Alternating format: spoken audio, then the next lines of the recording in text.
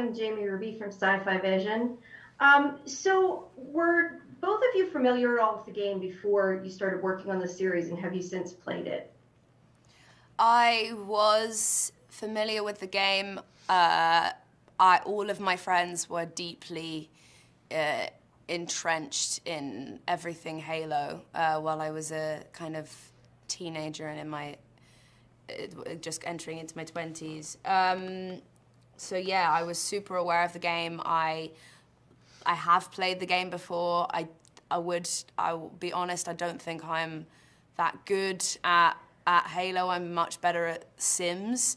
But yeah, I had played it, and I know quite a bit about it via my friends. I was first introduced to it 20 years ago when my husband used to play it instead of cooking dinner or watching our baby. So I had an interesting relationship with Halo.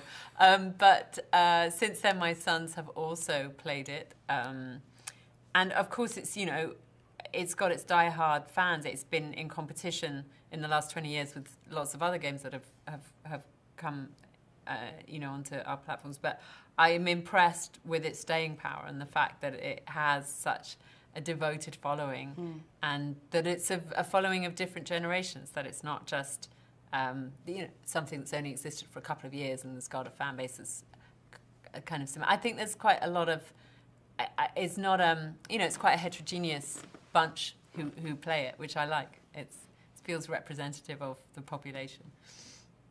Great, thank you. Donovan? Hello, I'm Donovan Erskine with Shack News. I'm just curious how familiar you guys are with the portrayal of your characters in the games, and is that something that you maybe reference when crafting your own performance, or did you want to keep your iteration of those characters completely separate? I think it's something we all discussed a lot. We did have a Halo boot camp, and we did become very familiar with what it was that had been said about our characters before we came to make the TV show.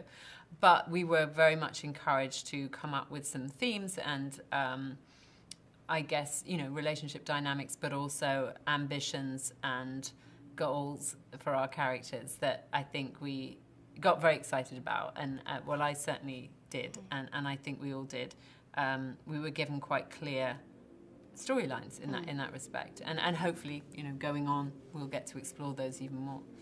Yeah, I think that there are definite, like for me, Miranda in this world has a completely different job title than the one that she has in the game, and I think that there are certain elements like her courage and selflessness that is in the game that I think we see definitely in this show. But I think also as an actor, when approaching a role, well, for me at least, I'm really, really looking at the script and what it says on that page and what on that page I can take and build on in order to create this character.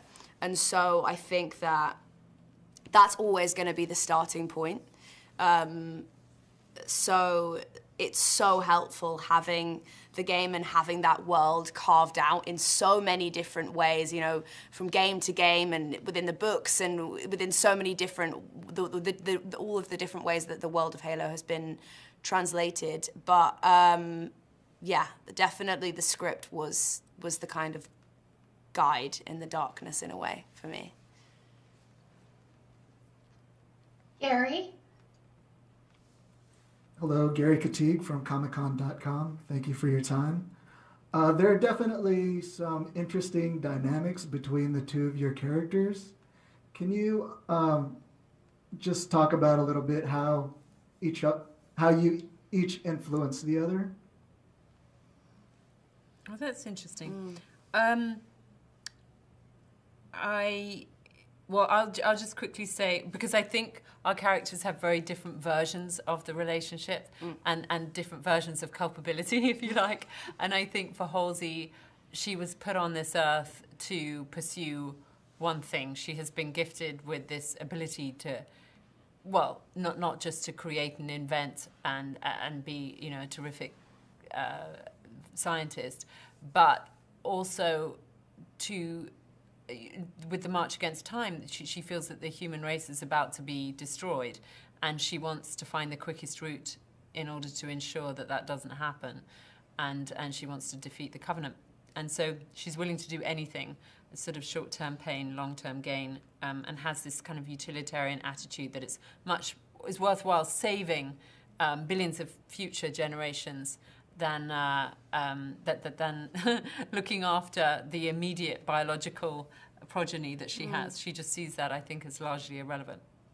I think that word influence is like such a good one, because I think that's probably the main difference. That is the thing that is one of the at the kind of epicenter of how that relationship affects each of them. I don't know how much influence Miranda has on Halsey and the way that she lives her life, but I'm fairly certain that, I am certain that a great deal of who Miranda is, the way that she operates, the way that she approaches a lot of things within her environment is directly informed by the relationship that she has with Halsey, and also the absence of that relationship.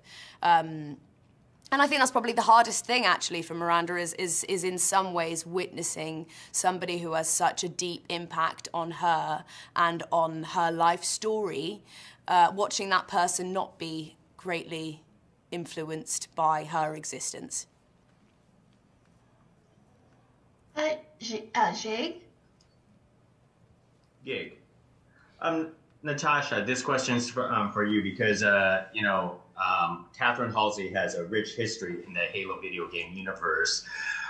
When you approach this character, do you approach it like a protagonist or an antagonist? And how do you see it personally?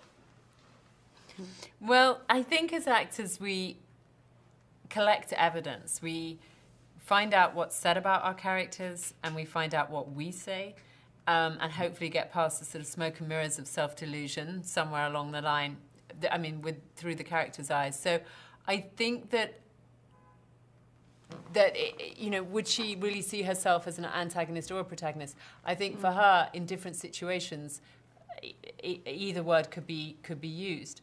In terms of Parangowski, let's say, well, there's an antagonism. She's manipulating the UNSC in order to carry out her experiments and to use their resources in order to feed her own curiosity in her scientific research, and the creation of Cortana, which is, well, actually, I won't go into the details of that because it's later on in the episodes. But and then, perhaps until a certain point, John and the Spartans see her as a protagonist. They see her as their protector and their mentor and their leader, if you like. And so that's an interesting question. And hopefully all of the characters in the series, maybe with the exception of John, but get to dance around those two different brands, if you like, or labels. To me, that's a good drama, is when you're not quite sure whether you're meant to be on the side of someone or not, and where it's challenging to your own sets of sort of moral codes and bias. So yeah.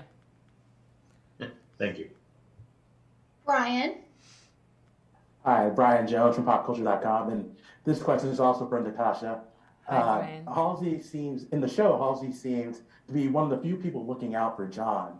Why do you think she cares so much about him?